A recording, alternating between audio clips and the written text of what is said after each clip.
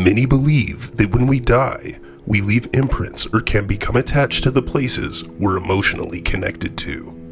But some believe we can do the same with objects just as easily. Is it possible to haunt an object, or are we just misunderstanding our experiences? These are the questions we ask at the Needful Things Antique Store in Granbury, Texas. What's going on? I tried to call his phone. I tried to call Dad's phone first, but I keep hearing something walking back and forth, and I thought it was one of y'all. Where do you hear it walking back and forth? In the back of the house, but the motion light hasn't come on, and I ain't walking out of this room. It sounded like it was coming down the hall.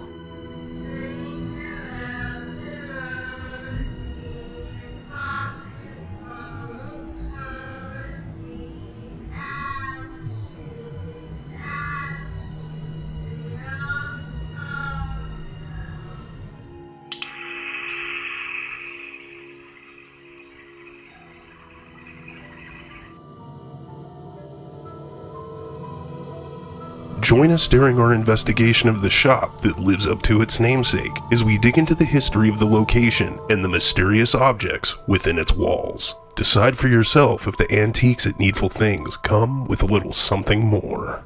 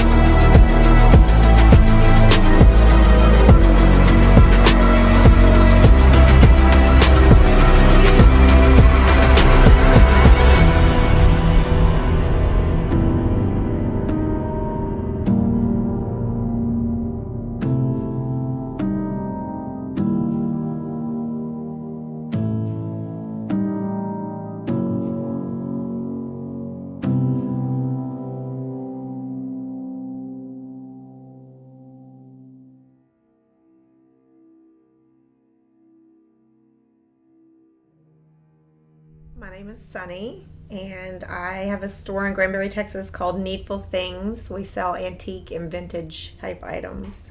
I have had an 18-year-old girl working for me, and she was in here painting, and she first told me about it. She said, I think there's something going on in the house, and I said, well, what? And I said, that's ridiculous. I don't believe in that. What's going on? And she said that she would be painting and she would hear something fall or the door open, and she would get up to go see. She was here by herself, and there was nothing there, and she had locked the door so nobody could come in.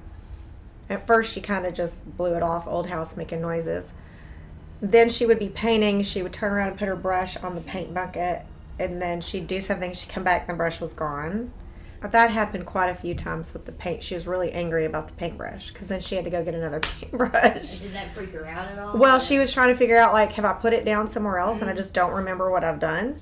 So when she told me, she was really creeped out, and she was standing by the bathroom, and my friend was in the back room, and there's a closet that enters, and you can get in it from the bathroom or the back room. My friend was messing around in the closet, so it caused the closet door in the bathroom to open. Well, Kaylee saw it and screamed. And I said, Kaylee, calm down. It's just, it's Jan back there. And so she calmed down. But she was that scared where she thought that door was opening and it was a presence opening it. My name's Rachel Hall, and I work with Sunny Woodhall. I haven't personally had any experiences, although I feel like I'm an empath and I can feel attachments to items, and particularly in places like this where there's so many various items and older items. I could see a lot of spirits being around here, particularly the ones with the old photos. I get like a vibe from those. Like, I mean, just imagine, especially like the old wedding dishes and sets.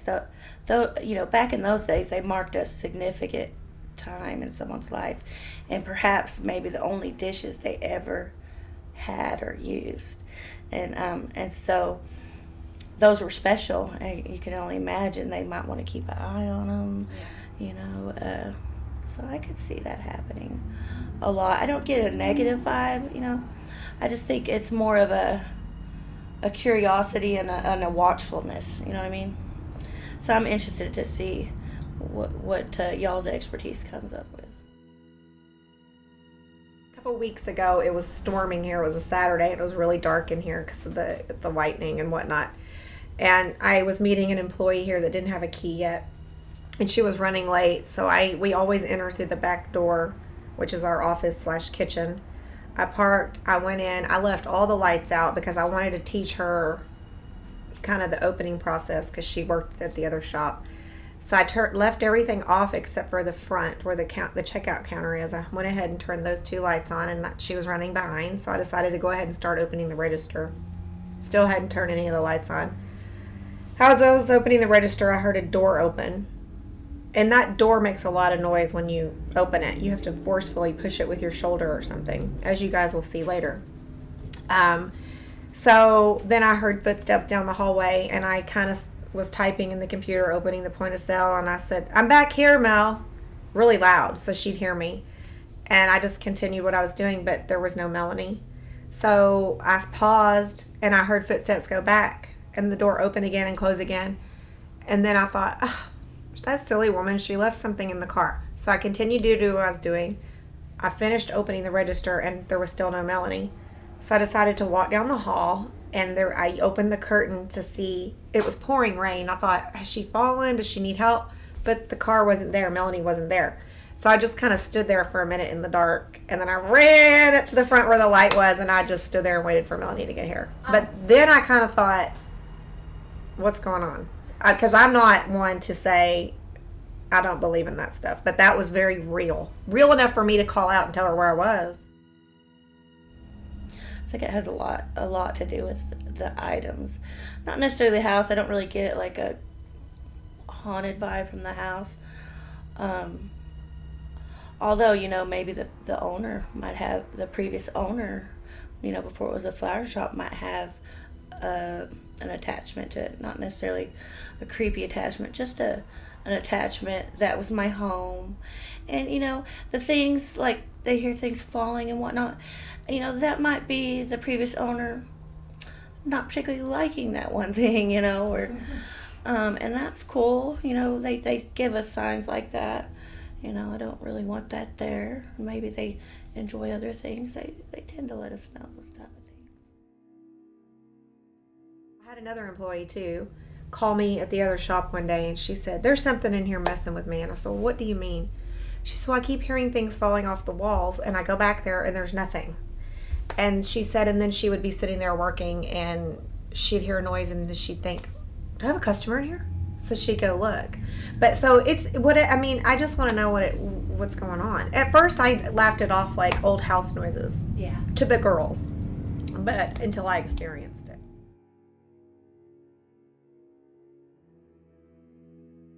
With the current owners knowing little about the property's history, NTParanormal dug into the city records and newspaper archives to piece together the forgotten past of the building. So one of my favorite things about paranormal investigation is where I get to do research into an area or a property. Just like the regular investigation, we have to do a lot of digging, a lot of fact-checking. I get the opportunity to uncover the facts about what a place has been through, who's lived there, and experience the past in a whole new way. I really like the cases where the current owners don't have a whole lot of information available, because even though it's more of a challenge, you never know what you're going to find. The history could be something tragic, could be boring, or you could find that a place has a completely forgotten historical significance. NTParanormal is no stranger to the town of Granbury, Texas. After several investigations in the area, NTPI has become very familiar with its history, the families who call it home, and its well-documented track record for paranormal activity. After being founded in 1887, the town named for Confederate General Hiram B. Granbury started as a square and a log cabin courthouse.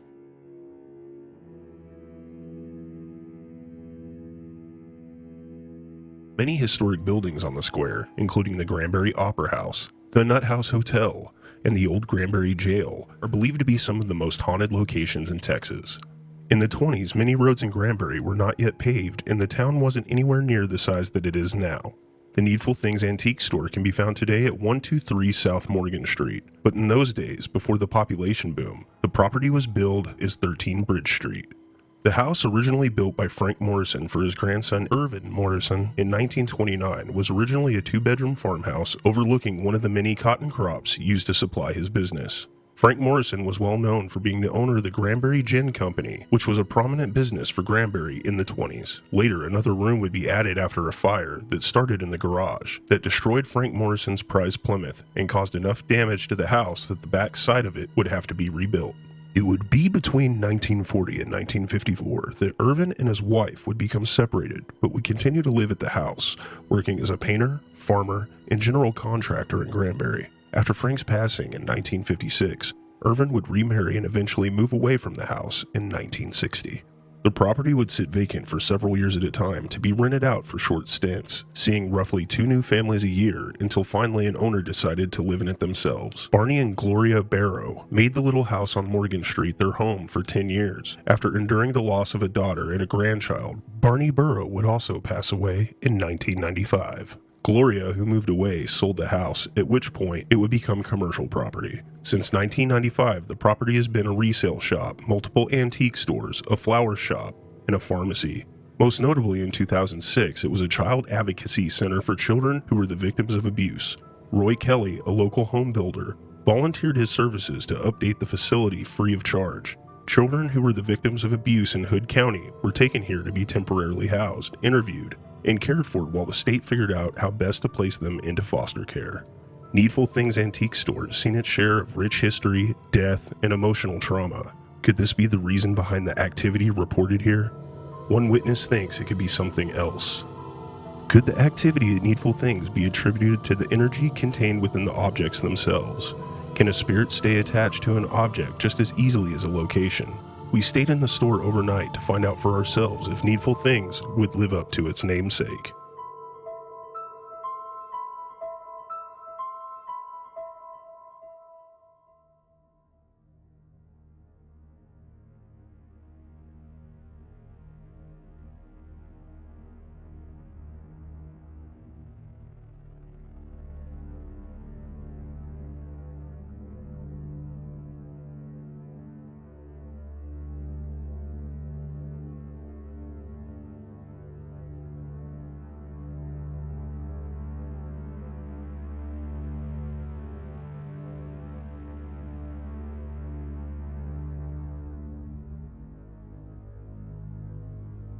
I guess the most memorable thing about this investigation was when y'all completely abandoned me in the antique store for, 7 hours. I guess it was only about 20 minutes. But normally on an investigation, it takes hours for anything to happen. Like, we're there forever and we're bored to death. But it was probably as soon as y'all left the driveway that noises started. And it was a lot, just all at once.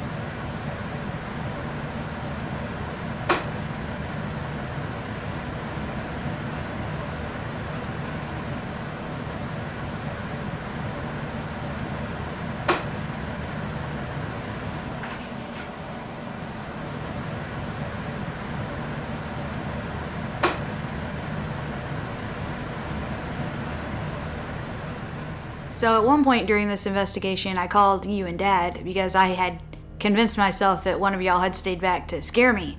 There was 15 minutes of footsteps up and down the hall and me hearing voices. And so I called Dad's phone first, and I hear the phone ring. And I think, oh, whew, yeah, he's here. They're just messing with me. But no one, when he didn't stick his head around the corner and tell me, the jig's up, I decided to call your phone. And I could clearly hear both of y'all in your car. So I knew it wasn't one of y'all that had stuck around. And I'm kind of embarrassed that I didn't go check out what was going on, but it was between me and the only exit. The front door was dead bolted and we didn't have the key. So the only way in and out was that back door. So you can see in the footage, I kind of start looking at that window next to me and trying to see if I can go out of it without having to bust it with an antique, because if that noise had gotten too much closer, that was the plan. Bust the window with an antique and crawl out. Where do you hear walking back and forth? In the back of the house, but the motion light hasn't come on, and I ain't walking out of this room. It sounded like it was coming down the hall. I didn't know it while we were filming this, obviously, that I was sitting in a room full of high EMFs, basically causing a fear cage, and I tend to be a little sensitive to those. I get nauseous, I get a headache, I get paranoid, and the other thing that was going on was that I was getting EVPs. I'm glad I didn't know that, because that probably would have pushed me over the edge and I probably would have busted that window with a antique and crawled out. Y'all would have come back to find me just in the yard, holding my knees and rocking back and forth.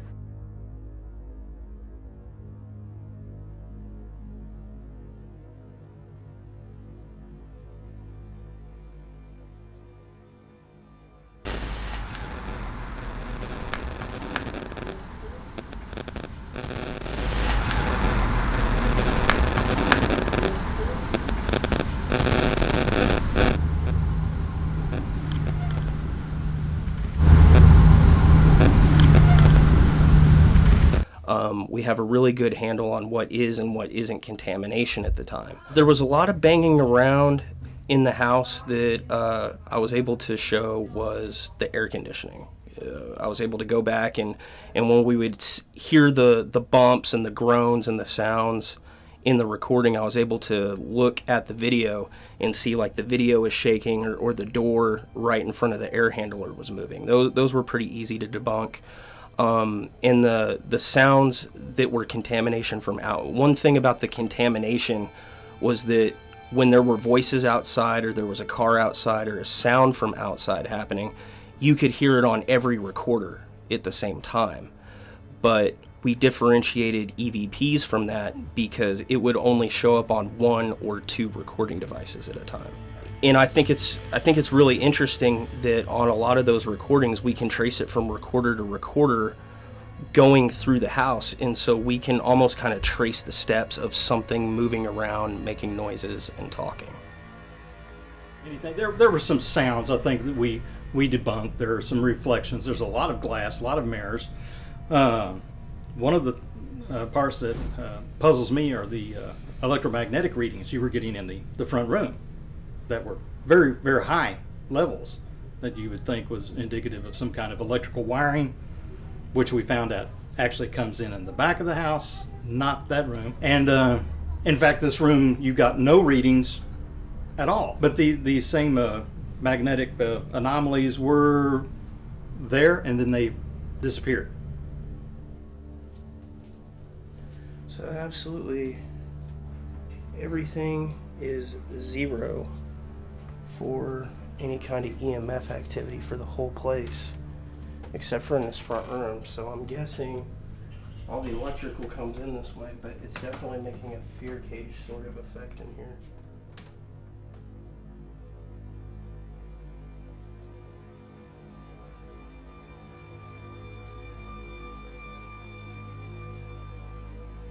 While the EMF interference and spikes that we got in the front room were really interesting, and I don't have an explanation for them, we used several EMF detectors to kind of verify it, and we never got it to happen again. There's always the possibility that first EMF detector that I used was at fault and could have been producing incorrect results. However, I've used that EMF detector again since then check the calibration on it, and I found no faults in the hardware or software on it. But that doesn't mean that there wasn't something going wrong with it at that particular point in time. And that's one of the reasons we actually use multiple of the same device to kind of verify what's going on. You would like to do more with the voice recordings. Very difficult with the street out here. That's the location makes contamination. However, just from what I've heard, you can tell usually when it's the contamination coming in. The things that we heard weren't. Is there anything here that would like to communicate with us?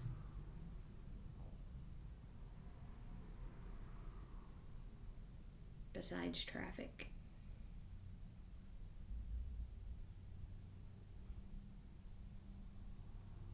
Dad? Did you hear something? I don't like the door being behind.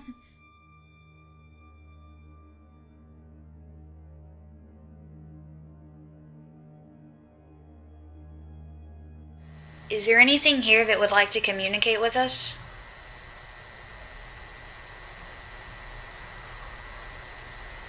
Besides traffic.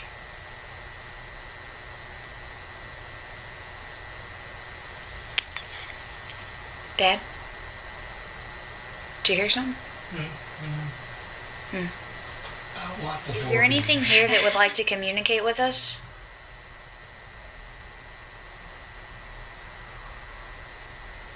Besides traffic.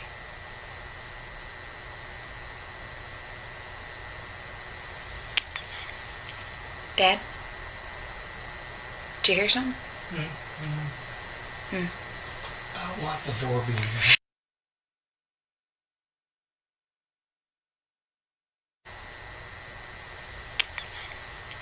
Dad?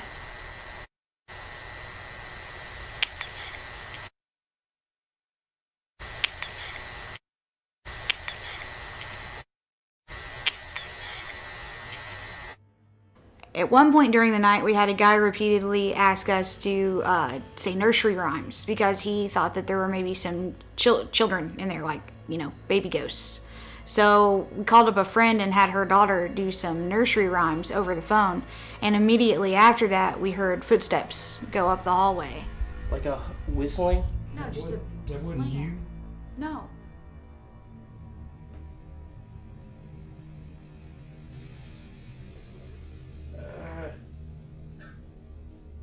You there?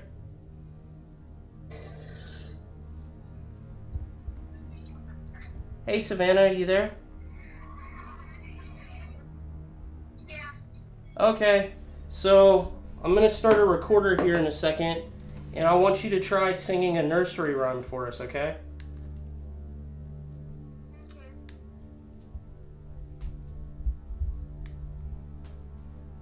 Okay, we got the recorder going, so if there's anybody here that wants to play or sing along, I've got Savannah here on the phone with me, and she wants to sing a nursery rhyme, and she wants you to sing along with her.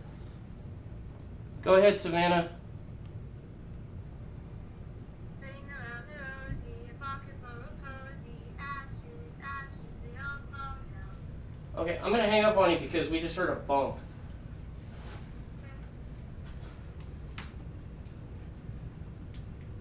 Was that you? Mm-mm. And I keep hearing something in the hall. Like, as soon as she started doing that, I heard like a thump over there.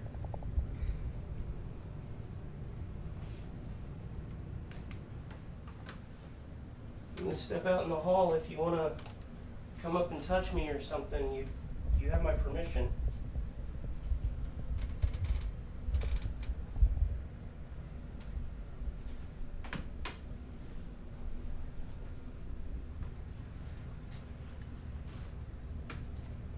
Sunny says to check the bathroom.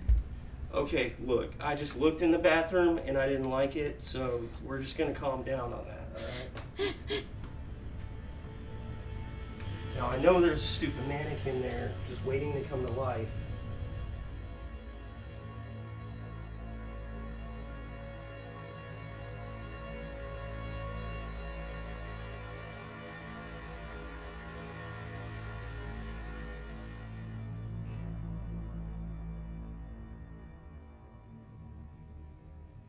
count on that.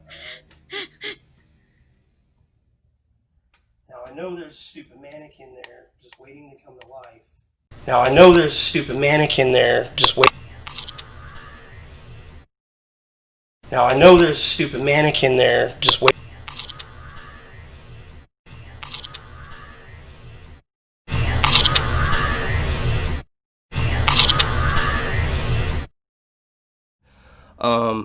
Another interesting experience that I had would have been capturing the EVP on the parabolic microphone. That one was extremely exciting to me because we got to hear one of those whispers, one of those voices in real time, rather than me just hearing it later on a recorder.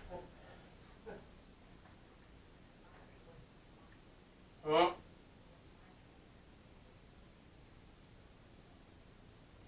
Who's at the end of the hall that's staring back at me?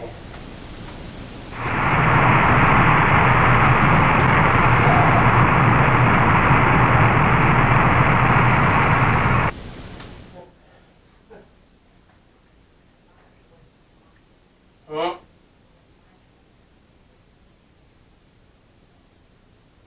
Who's at the end of the hall that's staring back at me?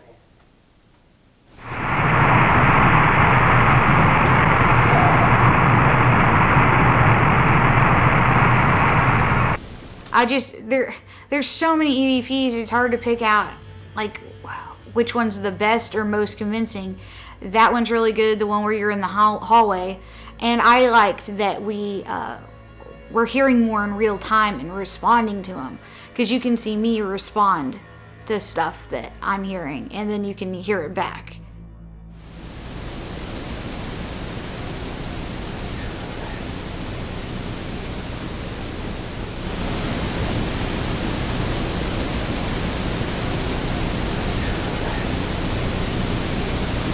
The big dresser here that I believe now I've been told was handmade, a violent wobbling back and forth of this dresser with a motion detection light that was located on it. Once again, immediately behind me is when this happened, not where my attention is focused. I was walking. I'm aware that it's an old house. It's a pier and beam foundation, so the floor does have some movement to it. It just seemed very violent for the amount of movement that I was doing. Enough that for the first time on these investigations, I was very startled. Were you out there? I'm hearing. Oh my gosh. But I hadn't moved when it started doing that. I was standing still. Yeah, I got goosebumps. I was standing still. What did you? What happened? I was standing still.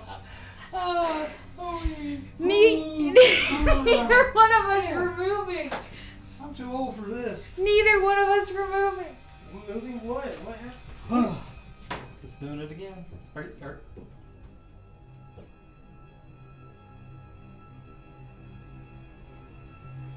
We were standing here, and it started shaking.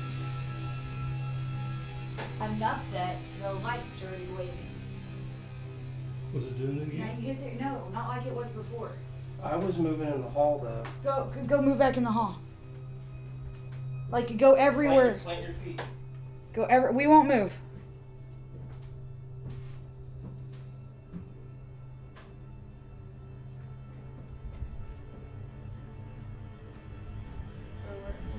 I'm hearing.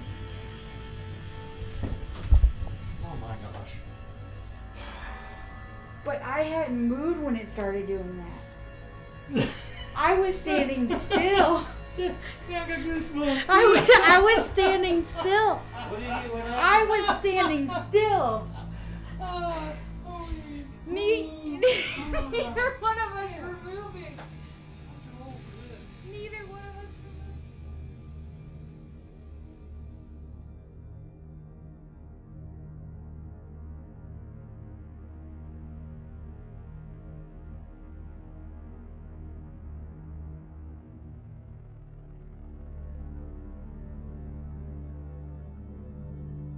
So there's a lot more that goes into our evidence analysis than what people realize. It's not just looking at footage, it's not just listening to the audio. It's actually going in and analyzing what all this data is telling us. One of the big things we do is spectrum analysis in the audio that we capture. So when we get an EVP, it's not just that we hear a voice where there shouldn't be a voice. We're cross-referencing it with the video to make sure it's not somebody in the room talking or that it's some kind of outside contamination. We also look at what frequency that the unexpected voice or the EVP falls in on the spectrum of sound, which yields some really interesting results because, like, as you can see here, I'm looking at this bit of audio that's in a normal spectrum of hearing. You know, this is us talking, this is all our voice. And this graph here, what it's showing is the decibels up and down, and it's showing the frequency that it's in. Well, the human ear can pick up anything between 20 hertz and 20,000 kilohertz. Okay, so there's a very broad range of things that you can hear. Well, the human voice can only produce sounds of speech between 80 hertz and up. A lot of the EVPs that we have found on past investigations have been below 80 hertz, but still have the characteristics of human speech. So those are the ones that we're really looking for, that we find interesting. That's one of the things that we do to try to debunk matchup sounds and figure out what could possibly be causing these EVPs. But the really interesting ones fall below what human vocal cords can make and still have the characteristics of human speech. Because if human vocal cords can't make it, but it's still human speech, you tell me what that is. A few weeks later, we met with Sunny and her staff to go over the evidence. This is what they had to say about what NTParanormal found. Huh? So that's my toy monster. So you can hear how loud I am. Clear. Yeah. Who's at the end of the hall that's staring back at me?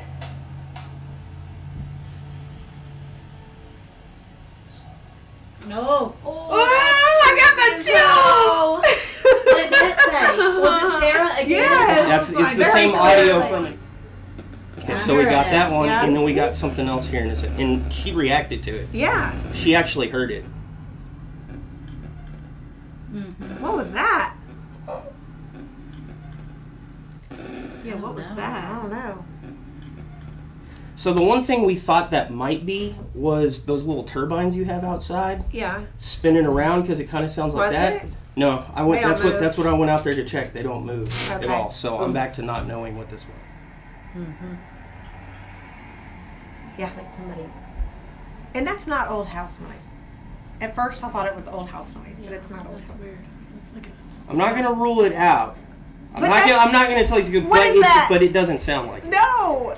I'm letting you make up your own mind Yeah. about it. But I couldn't reproduce the noise. Well, I mean, okay, so when you're here by yourself and you hear this, you're thinking, okay, well, I'm being silly, but to hear it being caught like that. I've experienced things in this room that I can't tell you what it was. I know I experienced it. It was an experience that happened to me.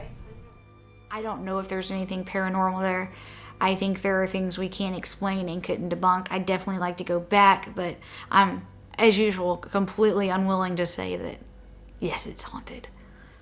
Well, I'd never say that a place is haunted because there's just really no way of knowing. I would definitely say that this place could have something more to it than what's on the surface. There's just a staggering amount of evidence that we got that we really weren't able to debunk. We weren't able to bring it to a conclusion. So I think if any place was having legitimate paranormal activity, it could be happening here. But, you know, until we actually understand what paranormal supernatural activity is, there's no way you could confirm it. I got more EVPs here in one night than I've got at other locations in one night. I'm shocked because when I told the girls, I was just like, whatever. You know, I didn't believe it. How do you feel about it now?